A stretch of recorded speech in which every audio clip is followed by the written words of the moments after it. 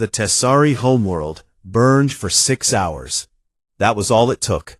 6 hours for a civilization that had existed for 9,000 years to become nothing more than smoke and silence. The Vrakan warships hung above the planet like a cloud of black teeth, their hulls still glowing from weapons fire. On the bridge of the largest ship, Warbringer Scale watched the last Tessari defense station crack open and spin into the atmosphere below. He felt nothing. This was the 12th world he had broken. It was not even the hardest. Dominant Wrathvul stood behind him. He was enormous, even by Vrakan standards.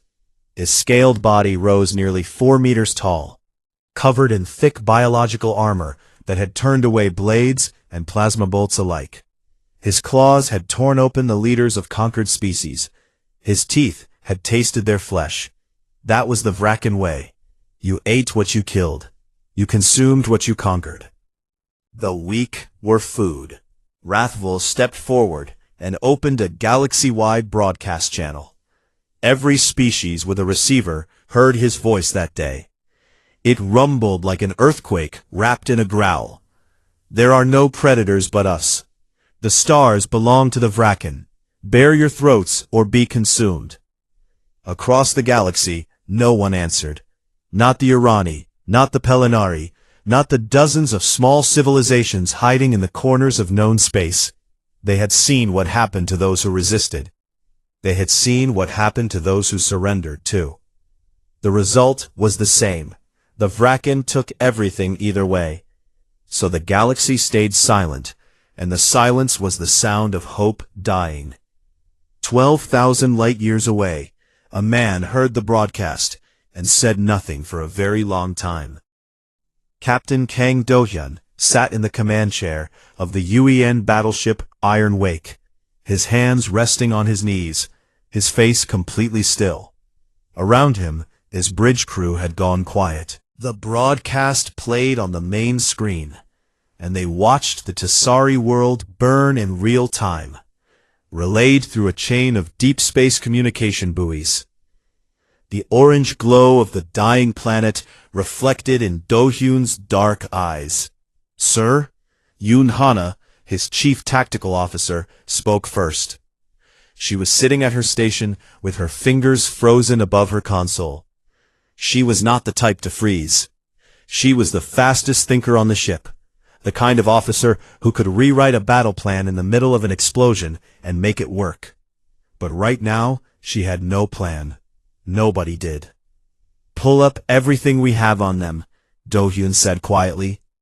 Hana did. The data filled the main screen. The Vrakan Dominion. Apex predators evolved on a high-gravity death world with extreme temperatures, toxic atmosphere, and megafauna that would make Earth's dinosaurs look like house pets. Their bodies were living weapons.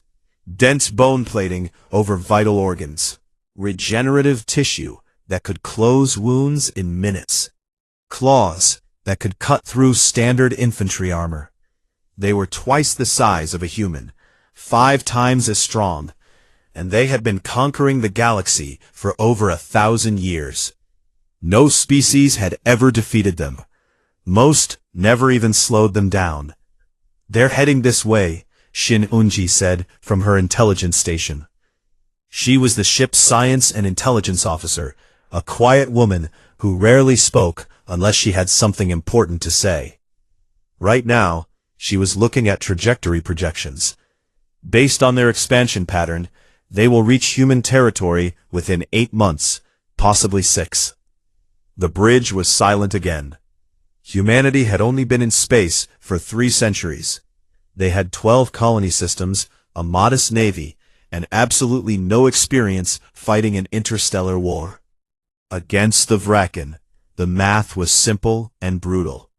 3 weeks later, a battered shuttle limped across the border into human space. It was Tessari, one of the last ships to escape the fall of their homeworld. Inside was Ambassador Paulith, an insectoid diplomat with cracked wings and burns across half his body.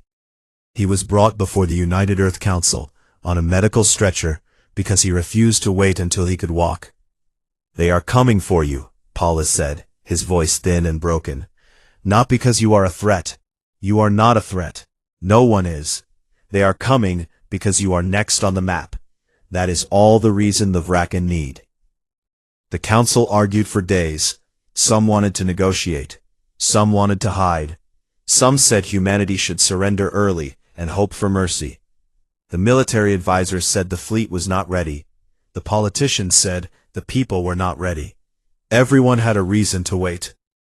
He stood before the council in his worn navy uniform, looking like a man who had not slept in a week, because he had not.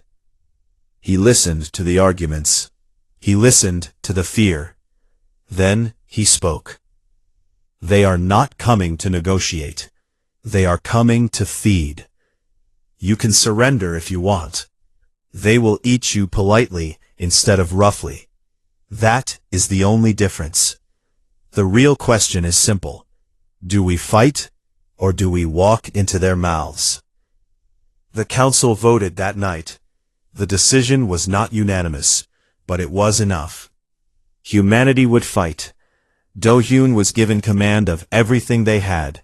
7 battleships, 40 frigates, 2 carrier groups, and every marine unit that could be mobilized. It was not enough. Everyone knew it was not enough. But Shin Unji found something. Buried deep in the intelligence files that Polith had carried from the Tasari archives, hidden in centuries of records from dozens of conquered species, there was a pattern. Every Vraken conquest was fast. Overwhelmingly, brutally fast. They struck hard, broke resistance immediately, and moved on. No species had ever forced them into a prolonged war, not once in 1,000 years. She brought the finding to Do-Hyun late at night, in his quarters. He read the data in silence. Then, for the first time since the broadcast, he smiled. It was not a happy smile. It was the smile of a man who had found a crack in a wall that everyone said could not be broken. They have never fought a long war, he said. No, Unji replied. Never. Do-Hyun looked at the star map on his wall. 12 small colony systems, 7 battleships, a species that the galaxy considered soft, weak, and unimportant. Then we make it the longest war they have ever seen. Far away, the Vraken fleet turned toward human space. Warbringer Scale airily glanced at the star map. He called the humans soft-skinned endurance animals with no natural weapons. Rathvol gave him a small hunting fleet. Not even a full war armada. Just enough to clean up what he considered vermin. They had no idea what was waiting for them. New Busan was not a beautiful world. It was a mining colony on the edge of human space, a planet of rust-colored rock and deep tunnels where people worked hard and lived simply. It had 1 defense station, 2 patrol corvettes, and a marine garrison of 400 soldiers. It was the kind of place the galaxy would never notice. It was the kind of place the Vraken would swallow without chewing. Warbringer Scale's hunting fleet dropped out of hyperspace above the planet like a pack of wolves arriving at a sheep pen. 15 warships. Each one was massive, covered in dark organic armor that seemed to breathe. Scale opened a channel to the surface and delivered the standard demand. His voice was calm and bored. He had said these words many times before. Bare your throats. Surrender your world. You will be consumed quickly. Then the defense station opened fire. The 2 corvettes followed immediately, launching everything they had into the nearest Vraken ship. The damage was minor, almost laughable against the Vraken armor. But that was not the point. The point was the message. The message was no.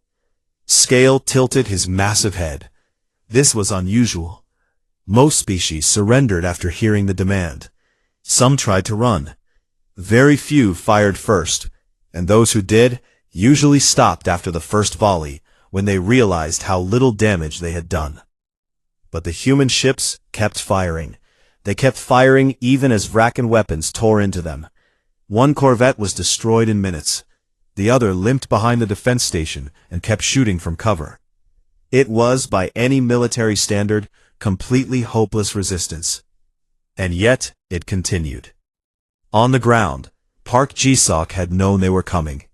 The big Marine commander had been given one job: get the civilians out. 20,000 miners, and their families, needed to reach the evacuation transports on the far side of the colony. Ji-sok had 400 Marines, a network of mining tunnels, and whatever explosives the miners could spare. It was not much. It would have to be enough. The Vraken landed their shock troops in the colony's main square. The first wave was 50 warriors, each one a mountain of scaled muscle and bone armor, armed with plasma cleavers and spike launchers. They expected to find a terrified population running in every direction. Instead, they found empty streets, barricaded buildings, and silence. Then the ground exploded beneath them. Ji-sok's Marines had buried mining charges under every major landing zone. The first detonation killed 8 Vraken instantly and wounded a dozen more. Before the dust settled, Marines opened fire from rooftops, windows, and tunnel entrances. The Vraken were bigger, stronger, and harder to kill. But the humans had prepared. They aimed for the joints where the bone armor was thin. They aimed for the sensory pits along the Vraken's jawline. They had studied every piece of data Shin Unji had given them, and they used it. The Vraken pushed forward anyway. They were predators. They did not retreat from prey. They tore through barricades with their bare claws. They ripped doors off buildings. One Vraken warrior caught a Marine and threw him through a wall. Another took a full burst of rifle fire to the chest and kept charging, its regeneration already closing the wounds. But the humans fell back in order. They retreated through the tunnels, collapsing corridors behind them, leaving traps and explosives at every turn. Every block the Vraken took cost them time and blood. The Vraken had never fought an enemy that was this organized in retreat. Most species simply broke and scattered. The humans moved like water through the tunnels, always just out of reach, always leaving something painful behind. Scale watched from orbit and felt something he did not recognize. It was a small, cold feeling in his chest. He had conquered dozens of worlds. He had never seen anything like this. He ordered more troops to the surface. The battle reached its peak at a narrow mining corridor near the evacuation zone. Ji-sok's squad had been cut down to 9 soldiers. Behind them, a last transport was loading the final group of civilians. They needed 15 more minutes. 15 minutes against an advancing force of Vraken heavy assault warriors. Ji-sok looked at his 9 Marines. They looked back at him. Nobody said anything about odds or survival. There was nothing to say. They knew. They turned and fought. The corridor was narrow enough that the Vraken could only come 2 at a time. Ji-sok's team had rigged every meter with charges and tripwires. The first Vraken threw caught a plasma mine in the face. The second was hit by concentrated fire from all 9 Marines at once, targeting the throat where the armor was thinnest. It fell. A third came through and reached the Marine line. Ji-sok met it with a mining plasma cutter, a tool designed to slice through rock. It worked on Vraken armor too. He drove the blade through the gap between the creature's chest plates and twisted. The Vraken screamed. It was the first time any of them had heard a Vraken scream. Then it fell, and Ji-sok pulled the cutter free and faced the next one. 15 minutes. They held for 15 minutes. When the last transport lifted off, Ji-sok hit the detonator and brought the entire corridor down behind them. His team ran for the emergency shuttle. All 9 made it. Ji-sok was the last one through the hatch, bleeding from a wound across his ribs where a Vraken claw had caught him. He did not look back. In orbit, Scale was consolidating his control of the space above New Busan when his sensors screamed a warning he had never heard before. Ships, human ships, coming out of hyperspace inside his formation. Nobody did that. Dropping out of hyperspace inside an enemy formation required navigational precision that was considered impossible. The margin for error was measured in meters, and a mistake meant your ship would materialize inside another ship, and both would cease to exist. It was insane. The humans did it anyway. Captain Kang Do-hyun and the Iron Wake appeared less than 2 kilometers from Scale's flagship. Before the Vraken could react, Yoon Hana fired the opening volley. 2 Vraken cruisers lost their engines in the first 3 seconds. A third took a torpedo spread directly into its sensor array and went blind. The battle that followed was savage and fast. The Vraken ships were tougher. Their weapons hit harder. But the human fleet moved like a single living thing. Hana shifted formations constantly, using the system's asteroid belt as cover, drawing Vraken ships into crossfires, and exploiting every gap in their coordination. Young pilot No Tae-sun led his fighter squadron straight into the hull breach of a crippled Vraken cruiser and detonated its reactor from the inside. He flew out of the explosion with half his wing missing and a grin on his face. Scale fought well. He was a veteran of 100 conquests, but nothing in his experience had prepared him for an enemy that fought like this. The humans were fragile. They died easily. Their ships were smaller and weaker, but they did not stop. Every time he destroyed one, 2 more appeared from behind an asteroid.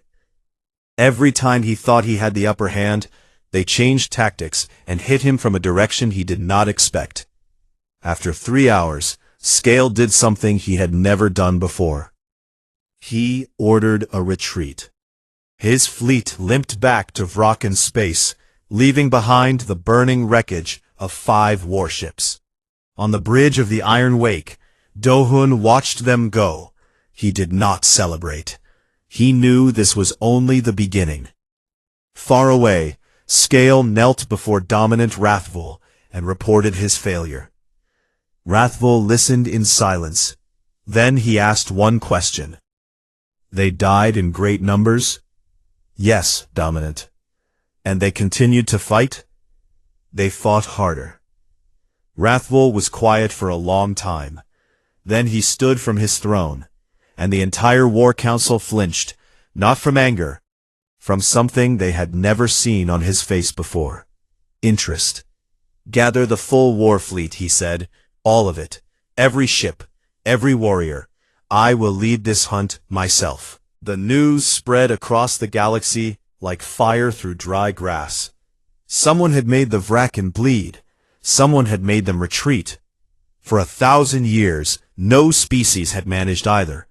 Now, a species that most galactic civilizations had never even heard of had done both in a single day. On 100 different worlds, people whispered the name. Humans. The soft ones. The small ones. The ones the Vraken had called vermin. Elder Venu of the Orani heard the news in his garden, where he spent most of his days now. He was old, even by Orani standards. His skin was like pale bark, cracked and weathered by centuries of life. He had been a warrior once, long ago, when the Orani had tried to resist the Vraken. That resistance had lasted 11 days. Venu had watched his people break, surrender, and bow. He had carried that shame for 200 years. Now he sat among his flowers and listened to the reports from New Busan. And for the first time in 2 centuries, he felt something warm behind his ribs. He contacted the human fleet that same day. I know the Vraken, he told Captain Do-hyun through a long-range communication channel. I know their bodies, their tactics, their minds. I can help you. But I must warn you. You have done what no one else could, and that is the most dangerous thing in the galaxy right now. You have made them angry. What comes next will be unlike anything you have faced. Do-hyun accepted his help without hesitation. Venu arrived at the fleet's staging point a week later, a fragile old alien aboard a ship that was older than most human cities. But the knowledge he carried was worth more than 100 warships. Shinunji spent 3 days with Venu, barely sleeping, barely eating, absorbing everything the old Irani could tell her about Vrakan biology. She combined his knowledge with the combat data from Nubusan, the samples recovered from dead Vrakan on the ground, and the Tasari intelligence archives. On the fourth day, she found something that changed everything. She called a meeting with Do-hyun, Yoon-hana, and Park Ji-seok in the Iron Wake's war room. She put a biological diagram on the screen and pointed to it with steady hands. The Vrakan regeneration is not automatic, she said. It is driven by a hormonal cascade linked to their emotional state. When a Vrakan is dominant, when it believes it is winning, its body produces a compound that accelerates tissue repair, increases pain tolerance, and sharpens reflexes. This is why they seem almost unkillable in battle. Their confidence literally makes them stronger. She tapped the screen and the diagram changed. But the system works both ways. When a Vrakan experiences genuine fear, the compound production drops. Regeneration slows. Coordination degrades. Reaction time increases. In extreme cases, the fear response can cause a kind of biological shutdown, similar to a panic attack in humans, but far more severe. Their entire combat effectiveness collapses. The room was quiet. Hana leaned forward. No species has ever made them afraid. Exactly, Unji said, because every species they have fought either surrendered quickly or died quickly.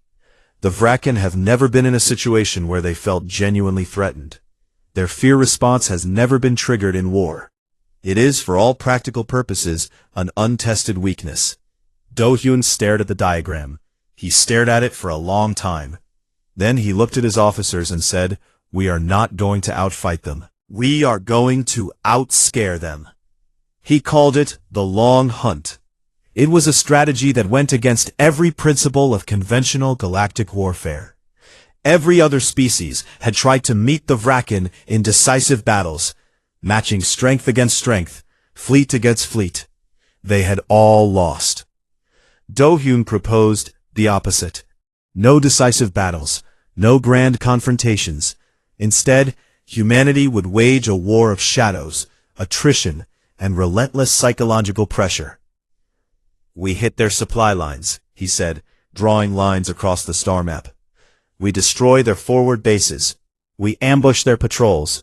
We attack at night on occupied worlds. We never let them rest. We never let them feel safe. We never give them the big battle they want. We make them chase us, and every time they chase us, we bleed them a little more. We make this the longest, ugliest, most exhausting war they have ever experienced. And while we are doing that, we make them afraid." It was not a pleasant grin. "You want me to build something special." "I want ghost units," Do-hyun said. "Small teams, elite, trained specifically to fight Vrakan on the ground. They go in silent, they hit hard, and they vanish. Every time the Vrakan take a world, these teams make that world a nightmare for them.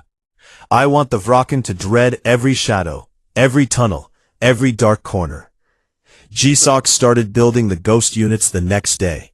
He pulled the best soldiers from every Marine division and trained them in a program that would have broken most people. Zero-gravity combat, tunnel warfare, explosives, close-quarters fighting techniques designed around Vrakan anatomy, targeting the gaps Unji had identified. The training was brutal, the washout rate was high, and the soldiers who survived it were something new. Something the galaxy had never produced before. Hunters built specifically to prey on predators. While Ji-seok trained his ghosts, Yoon-hana designed the trap. She was, in Do-hyun's quiet opinion, the most dangerous person on the ship, because her mind moved in directions that no one could predict. She planted false intelligence through channels she knew the Vrakan monitored. The false data suggested that humanity's combined fleet was gathering at Sejong Station, a colony world deeper in human space. The message was designed to look like a desperate defensive consolidation, exactly the kind of move a frightened prey species would make. In reality, the fleet was splitting apart. Dohyun divided his ships into small wolf pack formations of 3 to 5 vessels each. These packs dispersed throughout the sector, hiding in asteroid fields, nebula edges, and the gravitational shadows of dead stars. They carried enough supplies for months of independent operation. Each pack had sealed orders and a simple doctrine: find Vrakan targets, strike fast, disappear before the enemy could respond. The trap was set. The wolves were in position. All that remained was the prey. And the prey was coming. Dominant Wrathful had assembled the largest war fleet in Vrakan history. Over 2,000 warships, bristling with weapons, carrying millions of warriors, hungry for the hunt. Bing Priestess Or performed the ritual of the Great Hunt aboard the flagship, anointing Wrathful's armor with the blood of past conquests. But when the ceremony was done and they were alone, she spoke quietly. "My visions have changed, Dominant." Wrathful looked at her. "Changed how?" "I no longer see certain victory. I see fire, and I see teeth that do not belong to us." Wrathful's massive hand closed into a fist. "Your visions are smoke and shadow, Priestess. I am the Dominant. I have devoured 12 civilizations. These humans are insects." Ur lowered her gaze and said nothing more. But she did not believe him, and deep in the place where her prophetic gift lived, she felt cold. The night before the Vrakan fleet departed for human space, Dohyun stood on the observation deck of the Iron Wake and looked at the stars. Unji found him there, as she often did when neither of them could sleep. "Do you think it will work?" she asked. He was quiet for a moment. Then he said, "The Vrakan have spent 1,000 years being the monster in the dark. They have forgotten something important." "What?" He turned from the window and looked at her. "Humans were never afraid of the dark. We are what learned to hunt in it." Somewhere across the black distance of space, 2,000 Vrakan warships began to move toward human territory. And in the shadows between the stars, the wolves were already waiting. Wrathful's armada arrived at Sejong Station, expecting the fight of a lifetime. 2,000 warships dropped out of hyperspace in perfect formation, weapons charged, warriors chanting the old war hymns. Wrathful stood at the bridge of his flagship and stared at the view screen, ready to see the gathered fleet of humanity trembling before him. He saw an empty station. No ships, no fleet, no defenses, just a hollow ring of metal floating in the silence of space. Scale, standing beside his Dominant, felt the cold feeling return to his chest, the same cold he had felt at New Busan. He opened his mouth to speak. The station exploded. Not the station itself, but the space around it. Thousands of nuclear mines, hidden in the debris field, in the station's hull, in the scattered asteroids nearby, all detonated at once. The blast wave tore through the front ranks of the Vrakan armada. Over 100 ships were destroyed or crippled in the first 10 seconds. Wrathful's flagship shook so violently that warriors were thrown from their feet. Alarms screamed. Fires erupted across 3 decks. When the light faded and the sensors cleared, Scale looked at the damage reports and said what Wrathful did not want to hear.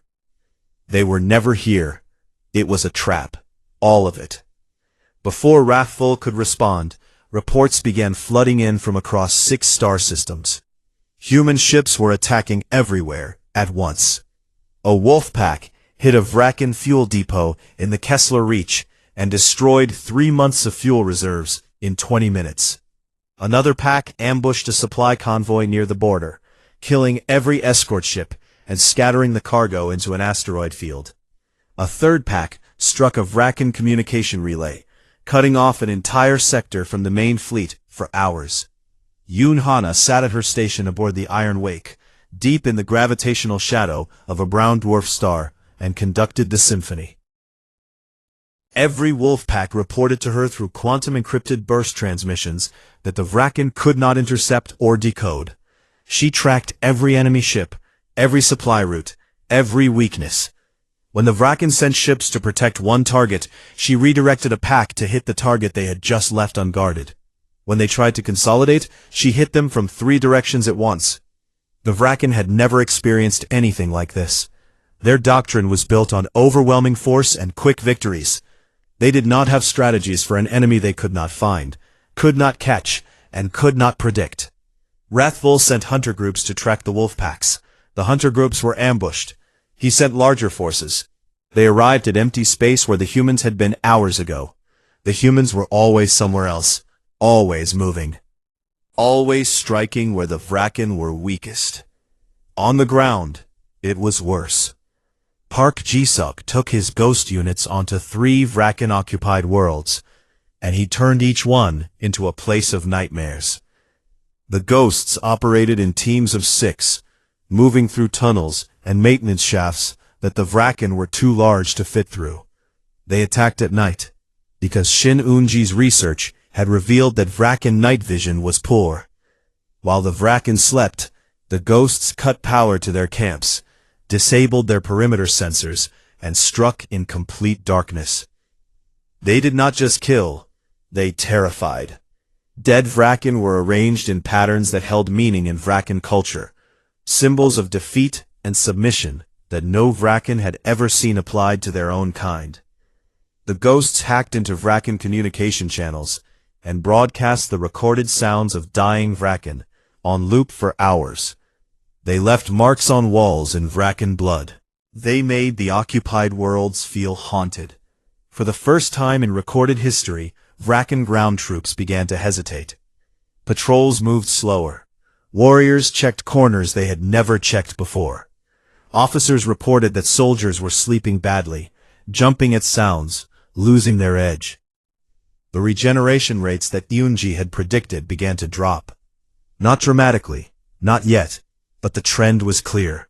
The Vraken were starting to feel something their biology had no defense against: fear. Then came the mission that everyone said was impossible. Deep inside the Vraken armada, Wrathful's flagship sat like a mountain of dark metal, surrounded by hundreds of escort ships. Its shields were the strongest in the fleet. Its sensor array coordinated the movements of every Vraken ship in the sector. As long as it was operational, the Vraken could adapt to human tactics eventually.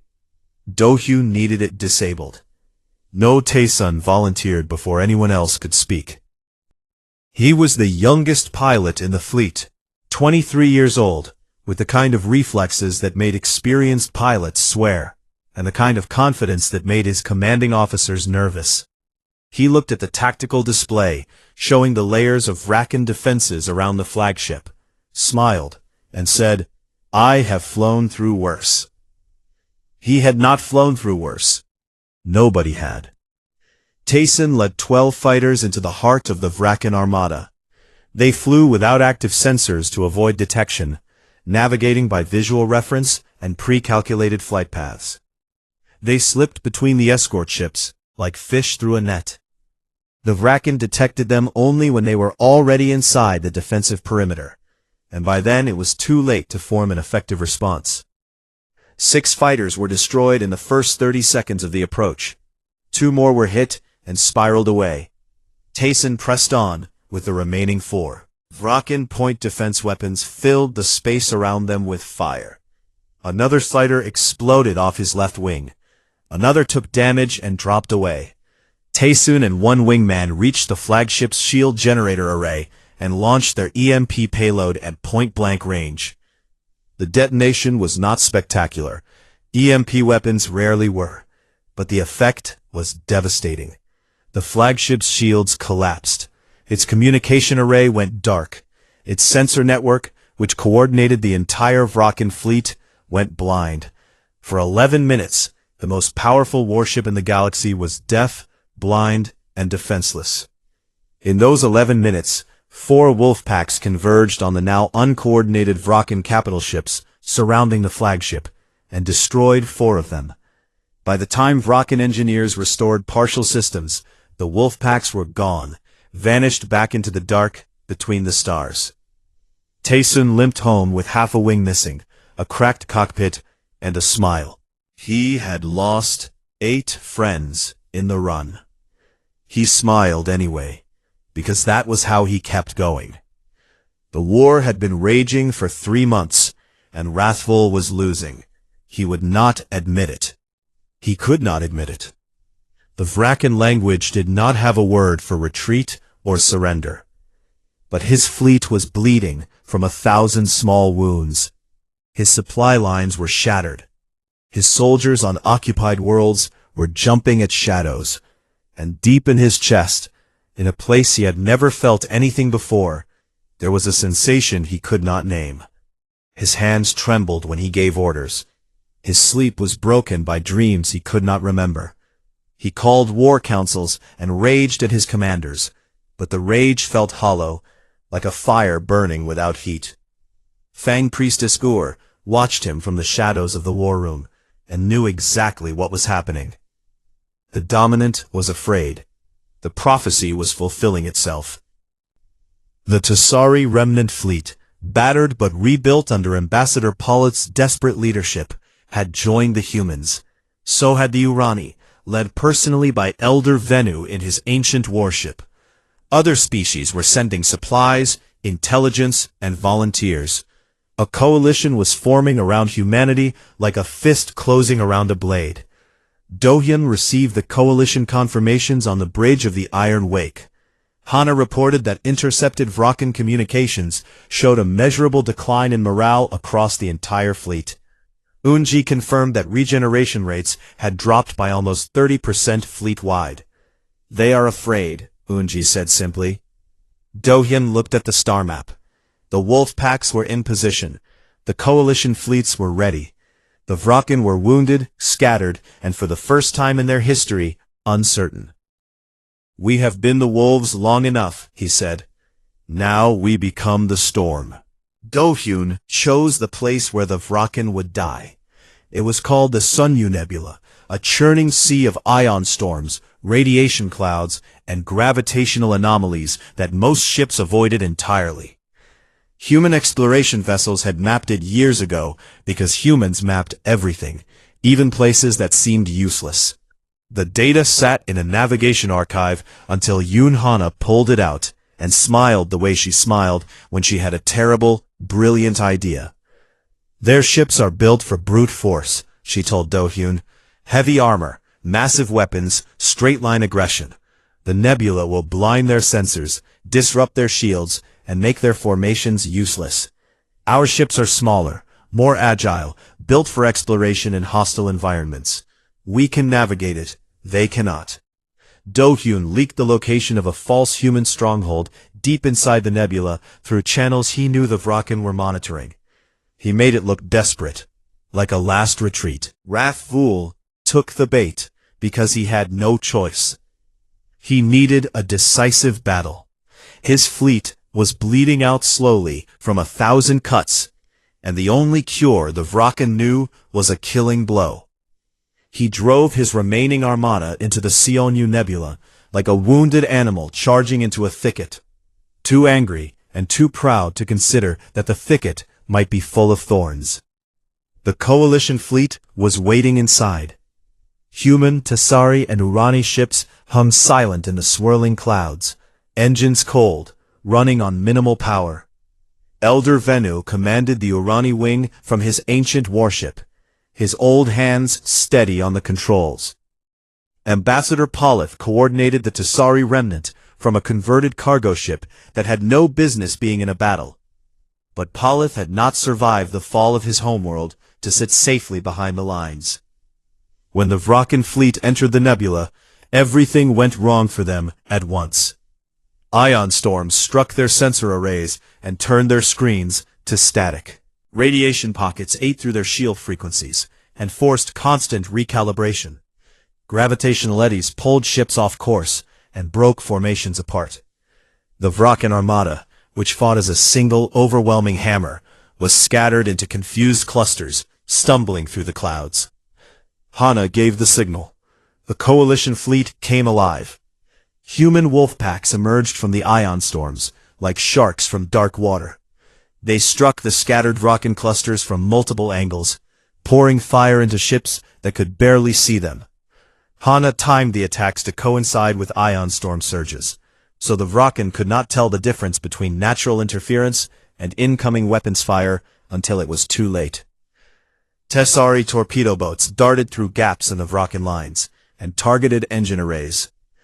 Orani shield-breaker frigates, old but powerful, cracked open Vraken cruisers like eggs. The Vraken fought back. Even confused and scattered, they were still the most dangerous warriors in the galaxy. Their weapons punched through human ships like paper. Dozens of coalition vessels were destroyed in the first hour. The Iron Wake took a direct hit that killed 14 crew members and knocked out the port weapons array. Dofyun kept giving orders from a bridge that was filled with smoke and sparking consoles. His voice never changed. His hands never shook. While the space battle raged, Park Ji-sok led the mission that would end the war. Rathvul's flagship, its shields weakened by the nebula's radiation and the lingering damage from Taesun's EMP strike months ago, was vulnerable for the first time. Ji-sok loaded 50 Ghost Marines into 3 boarding shuttles and flew straight into the flagship's damaged hangar bay. The interior of the Vraken flagship was a nightmare. The corridors were organic, grown rather than built, lined with dark tissue that pulsed like a living thing. The air was thick and hot and smelled of blood and metal.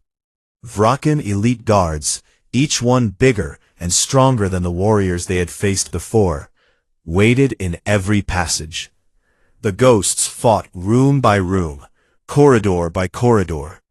They moved in pairs, covering each other, using the tight spaces to negate the Vraken's size advantage. They threw grenades around corners and fired into the smoke. They used plasma cutters and explosive charges to breach doors and collapse corridors behind them. Every meter cost blood. Ji-seok led from the front, as he always did. A Vraken elite champion, nearly 5 meters tall and covered in ceremonial armor, blocked the corridor leading to the command center. It killed 2 ghosts before Ji-seok reached it. The fight lasted 12 seconds. The champion was faster and stronger. Ji-seok was smarter and more desperate. He feinted left, drew the creature's strike, rolled under its massive arm, and drove his plasma blade into the gap between its neck plates. The champion crashed to the floor, and Ji-seok stepped over it without pausing. Back on the Iron Wake, Shin Eun-ji activated the weapon she had spent months building. It was not a bomb or a missile. It was a signal, a carefully engineered broadcast on all Vraken biological frequencies. It combined sonic patterns and pheromone analog signals that mimicked the chemical signature of a dying dominant. The most terrifying thing a Vraken could experience. In Vraken biology, the death of a dominant triggered a cascade of fear and confusion in every warrior linked to that dominant's hormonal network. It was an evolutionary failsafe, a signal that said, the pack has lost its leader, everything is falling apart, run. Eun-ji broadcast the signal at full power across the entire nebula. Across the Vraken fleet, warriors froze. Their regeneration rates crashed to nearly 0. Their coordination dissolved. Some began to panic, thrashing at their controls, firing wildly, crashing into each other. On the ground inside the flagship, elite guards dropped their weapons and staggered against walls, clutching their heads. A sound came from their throats that Ji-seok had never heard before. A whimper. The apex predators of the galaxy were whimpering.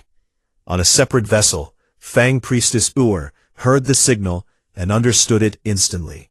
She closed her eyes and whispered to the empty room, "The prophecy was wrong. We are not the apex. We never were." Rathvul felt it too.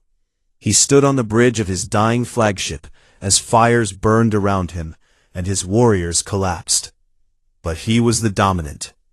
His will was stronger than his biology. He fought through the fear signal by sheer fury, though his hands shook and his vision blurred. He opened a channel to the human fleet, broadcasting on all frequencies, and roared one final question. What are you? Do-hyun heard the question on the smoke-filled bridge of the Iron Wake.